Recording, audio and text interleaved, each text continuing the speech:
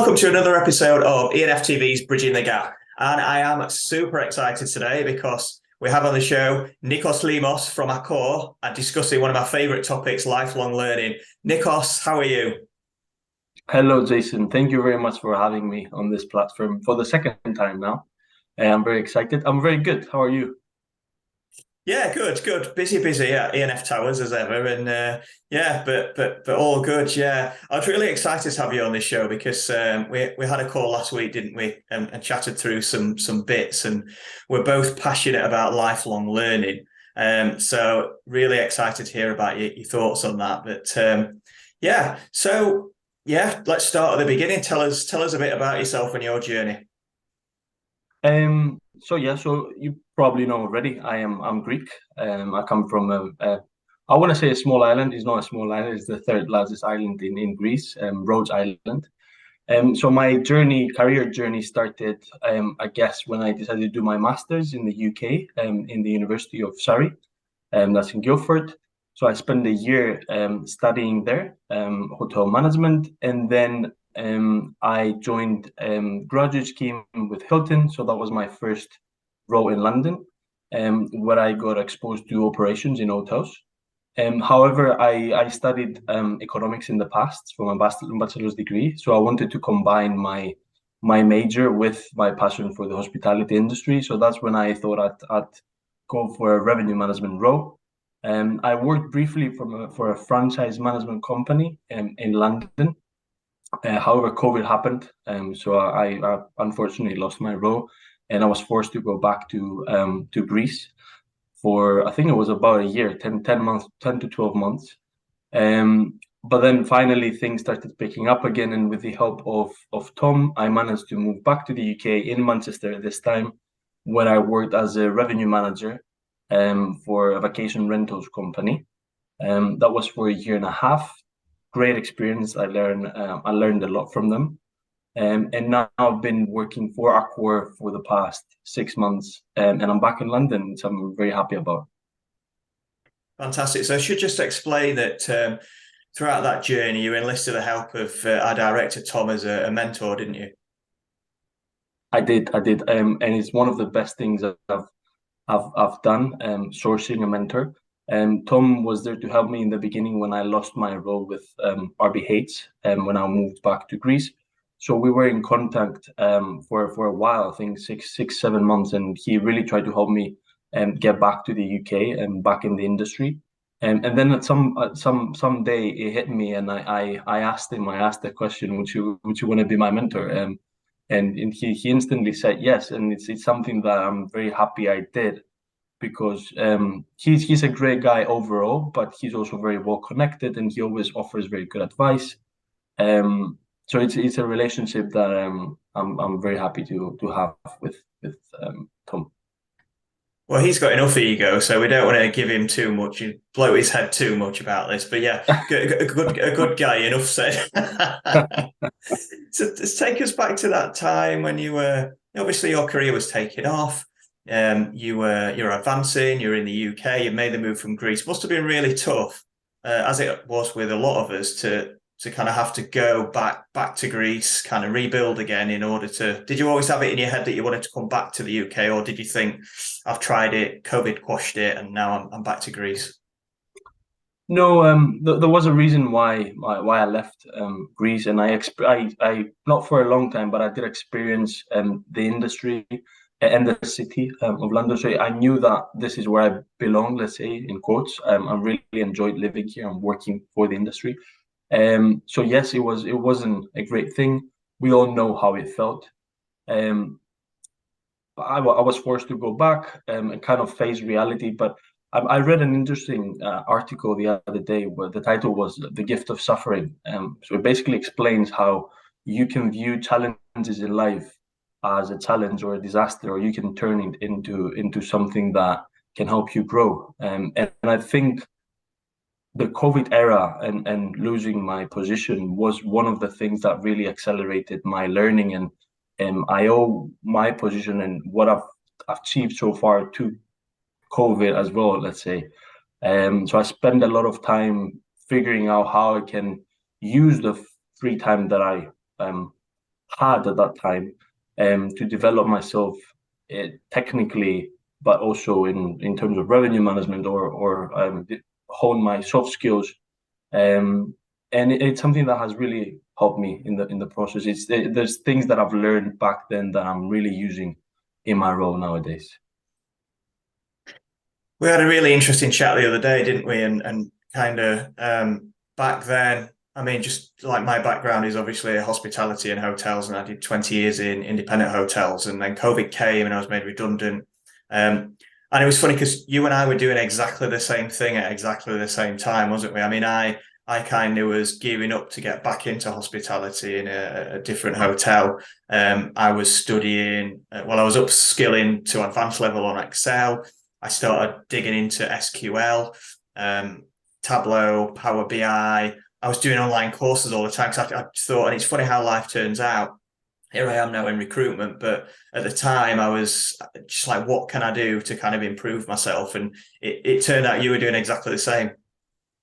Yes, yeah, exactly the same things. I started with, well, as you said, basics. So Excel, a bit more advanced with VBA, and then moved into SQL and data visualization. So I got certified in Tableau. Started playing a little bit with Power BI as well. I did try to learn Python, but I didn't get that far. But then I also thought about revenue management in general, and I wanted to do a course around the function of revenue management. Even though I studied it in university, I felt like I still didn't know everything about it. So that's when I came across HOSPA. So I spoke to Tom, and I was very glad because 6 months after I found out about it, he offered to sponsor me for it, and I've now completed HOSPA. So there's another reason that I'm very grateful for Tom. But yes, so we were doing very similar things back then. And as you said, there are things that you use, and there are also other things that you don't really use in your day-to-day work or tasks. But I do believe that understanding how, for instance, data visualization works, it really helps you get involved into certain conversations or understand the field better. So none of these things that we did were in vain, I think.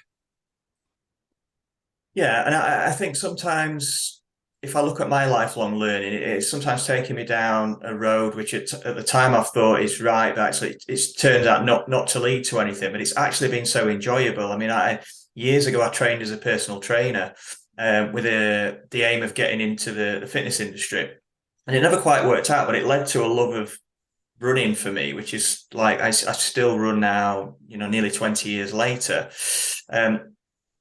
The Excel and the revenue management stuff for me, kind of my career sort of pivoted and into recruitment and now kind of helping people like you and candidates and companies. Didn't quite turn out as I wanted, but sometimes it's about the journey and not the actual destination, I suppose. Definitely. Okay, so talking about Hosper, we'll be seeing you on Tuesday for the graduation ceremony, levels 1, 2, 3 in London at the Savoy. That's quite exciting, isn't it? Yes, very excited, and I wouldn't miss it. I'm looking forward to catch up with my tutors, but also industry leaders and all the attendees. Is going to be a great opportunity for all of us to network and get to know each other. And that's one thing I like about you, Nikos. Like I said this to Ali Basma, who we interviewed recently. The one thing that you do that's great is great at networking, great at putting yourself out there, great at connecting with the right people. Rather than sitting back and waiting for things to come to you, people see you on E&Ftv. They see you at Hosper events. You're out and about, and you're getting known within the industry, which is, and it's a small industry. You're doing the right thing by getting yourself out there and getting known. Well, thank you very much. I feel like I'm not doing enough, to be honest, but it means a lot. If you're noticing it, then I guess I'm doing something right. But I'm glad you're mentioning it because I know one of the other questions that you wanted to ask was developing skills and the importance of soft skills as well. So I think a way to develop soft skills is through exposure and seeking discomfort. So things like this being on a show or attending events can be a bit daunting for people. I know it is for me sometimes, but it's the only way to improve on certain things, whether that is public speaking on or leadership or your communication skills. So I tend to seek discomfort whenever I have the chance. I volunteer for these things. Because growth doesn't happen in the comfort zone, right, Nikos? It does not. It certainly doesn't. What do you see as important areas of learning for tomorrow's revenue professional then? So you've obviously gone through university, you've put yourself through hosper. What's kind of what would you recommend tomorrow's learner to go out there and study to advance their career? I think it really depends on the level of seniority of that person. So if you start your career in revenue management, then I guess you need to start learning the basics, so technical skills more. But what I've observed from my previous roles, from my mentors or past and current managers, is that there's a lot of focus on soft skills. And as you transition into more of a senior role, or if you want to become more of a senior, you still need to focus on the technical skills and be really good at them. But then you also need to spend some time on soft skills. And as I mentioned, a few examples of these soft skills are, your communication skills or how you influence decisions in a company, leadership skills, and things like that. So I would say if I can make any predictions, we do see the function to go more into data analytics. So I would say it would be very important for people to be tech savvy and spend some time learning in data visualization tools that they can use, but then also spend some time thinking about these soft skills. And also another important factor is how different functions in the hotel, the commercial umbrella, work together. So instead of focusing just on revenue management, I think it's very important to understand how revenue management affects marketing or vice versa, or operations and different functions, let's say. Honestly, Nikos, I couldn't agree more. You make a really good point that it depends what stage of your career you're at as to what you try and focus on in terms of your lifelong learning. Two words I hear more and more and more from hospitality companies and candidates going through interview, and it's cultural fit. It's so important these days. It's like got parity with skills. I had a client recently that had two candidates going through the interview process. And the weaker one actually got the job because of cultural fit. They prefer someone that will fit within the culture of their team more. And you can teach revenue management skills to a certain level, but you can't teach how someone integrates and gets on and fits into the team. Only this morning, I had some feedback from a really strong candidate that had gone for a role and ticked absolutely every box. And I chatted to the client this morning. She's not going to fit in culturally, so we're not going to progress it. So, yeah, the cultural fit, the soft skills that you've mentioned, and there's a whole other show on this, isn't there? But certainly a lot of the newer lifestyle living, apart hotels, villas, these kind of companies are looking for a certain technological prowess, which maybe the universities don't 100% teach because there's only got a certain amount of time. Things that you and I studied, like Tableau and Power BI and SQL and advanced Excel, a lot of these newer, more modern companies are looking for these skills. So it becomes a little bit of a gap in the industry. So if you, as a student, can take it upon yourself to go out like you and I did and study VBA, macros, that kind of thing, get up to speed technologically. A lot of these companies are like, we just need the tech skills, we can teach the RM. So that's my advice, and it's in line with kind of what you say. So fantastic. Yeah. Nikos, thank you for coming on the show. Really, really enjoyed chatting to you. Looking forward to seeing you on Tuesday for your graduation. So hopefully we can catch up and have a bit of a coffee and a chat again then. But Yeah, fantastic. Thank you. It was a pleasure. Thank you very much, and please let me know if you have any more opportunities for me to come up on these shows. I'd love to. Of And course. yes, Thank I'll you. see you on Tuesday. See you on Tuesday. That's all we've got time for. Like and subscribe if you like the show, because it really helps us. And have a look who's coming up on the show next week.